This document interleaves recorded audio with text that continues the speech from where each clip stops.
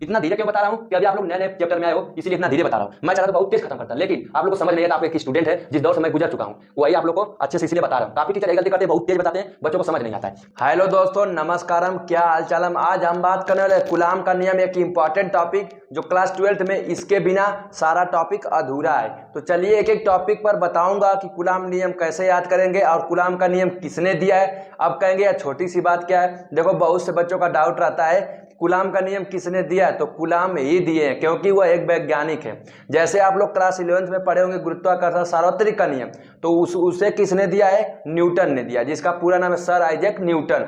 अब बता दो इन दोनों में अंतर क्या है थोड़ा सा।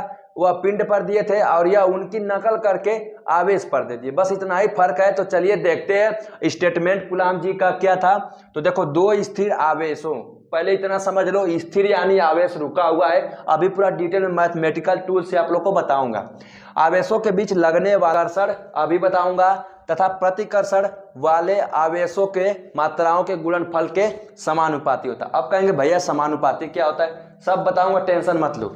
दूरी के वर्ग के व्युत्क्रमानुपाती होता है। इतना आप लोग को क्लियर नहीं हुआ कुछ भी, अभी बताता हूं। देखो क्या बोले, दो स्थिर आवेश। अब बताता हूं कि स्थिर यानी दो आवेश रुका हुआ है, तो लिख लो पहले यहां पर Q1 और Q2। अब कहेंगे Q1 Q2 क्यों लिखे, तो कुलाम जी बोले कि दो आवेश लो जो आवेश रुका हुआ हो। मैं नहीं कह रहा हूं, जो कुलाम जी बोले मैं उसी को लिख रहा हूं। और क्या बोले, इन दोनों आवेशों के बीच की दूरी क्या है, R। डी भी ले सकते हो, लेकिन कुलाम जो बोले उसे लेना, डी चाहे आर। आर यानी दूरी और डी यानी डिस्टेंस, उसको भी दूरी बोलती। अब दोनों आवेशों पर एक बताए कि आकर्षण चाहे प्रतिकर्षण बल लगेगा, तो पहले लिख लो यहाँ पर बल यानी F से दिखाते हैं। अब देखो आकर्षण बल क्या होता है, प्रतिकर्षण बल क्या होता है। तो आप लोग को बता दूं, अगर समान आवेश रहेगा यानी प्लस प्लस रहेगा तो प्रतिकर्षण होगा, और अलग अलग रहेगा जैसे प्लस और माइनस तो आकर्षण होगा। इतना क्लियर, आकर्षण और प्रतिकर्षण।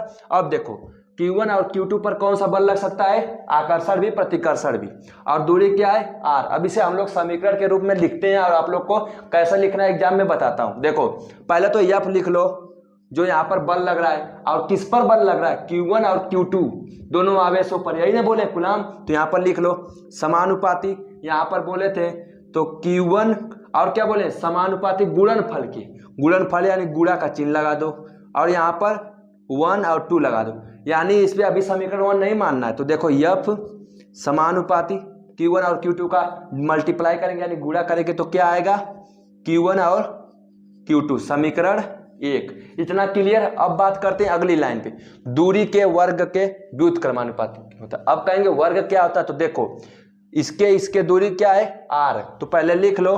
तो F व्युत्क्रमानुपाती यानी ऐसे लगाओ, और 1/R का स्क्वायर। अब बोलेंगे यहाँ पर R है, यहाँ पर स्क्वायर क्यों लगाए हैं, तो आप लोग को बता दूं कि कुलाम जी बोले दूरी के वर्ग, वर्ग यानी जिसके घात 2 हो उसे क्या बोलते हैं, वर्ग।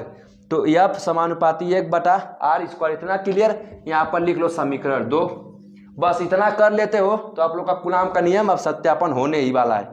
अब क्या करना है, समीकरण 1 और समीकरण 2 को मिला दो, तो लिख लो समीकरण 1 व 2 को मिलाने पर, समीकरण 1 और 2 को क्या करने पर, मिलाने पर, यहाँ पे मिला देते हैं।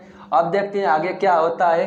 तो मिलाने पर क्या होता है, F समानुपाती और Q1 और Q2 यहाँ से मैं दोनों लिया हूँ, ओके, और R का स्क्वायर यहाँ से लिया हूँ। इतना धीरे क्यों बता रहा हूँ कि अभी आप लोग नए नए चैप्टर में आए हो, इसीलिए इतना धीरे बता रहा हूँ। मैं चाह रहा तो बहुत तेज खत्म करता, लेकिन आप लोग को समझ नहीं है। तो आप एक स्टूडेंट है, जिस दौर से मैं गुजर चुका हूँ, वही आप लोग को अच्छे से इसलिए बता रहा हूँ। काफी टीचर यही गलती करते हैं, बहुत तेज बताते हैं, बच्चों को समझ नहीं आता है। तो देखो अब समानुपाती का चिन्ह हटेगा तो बराबर आ जाएगा।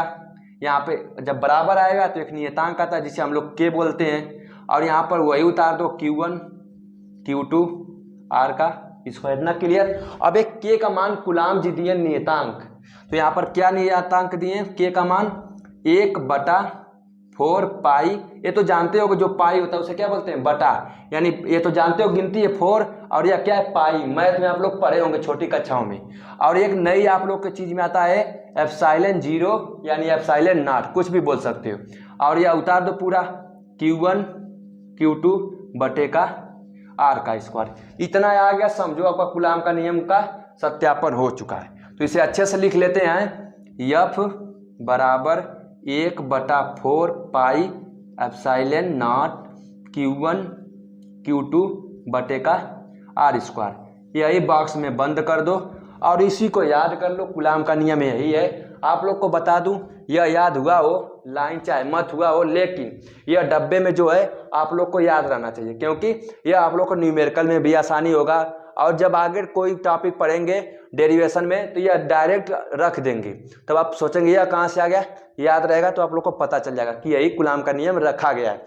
अब एक चीज़ और बता दूं, 1/4 पाई एप्सिलॉन नॉट का मान क्या होता है, तो 9 × 10⁹ होता है। तो यहाँ पर लिख देता हूँ अच्छे से, 1/4 पाई, यहाँ पे पाई रहेगा, 1/4 पाई एप्सिलॉन नॉट का मान 9 × 10⁹ होता है इस टोटल का।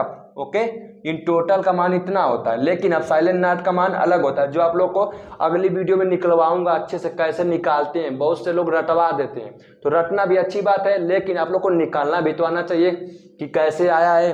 तो यह क्या होता है, इतना मान होता है 9 × 10⁹ ओके। अब आप लोग को बता दूं कि कूलाम का नियम बहुत इंपॉर्टेंट है, अच्छे से स्क्रीनशॉट लेना है तो ले लो, लिखना है तो लिख लो, नहीं लिख पाते हो तो मैं लिख कर दूंगा, बस आप लोग बताओ। और अगली किस टॉपिक पर वीडियो चाहते हो, किस क्लास की, जरूर बताओ, और मैं आप लोग का ऐसी टॉपिक लेते आऊँगा। जय हिंद, वंदे मातरम। मिलते हैं किसी नेक्स्ट वीडियो में।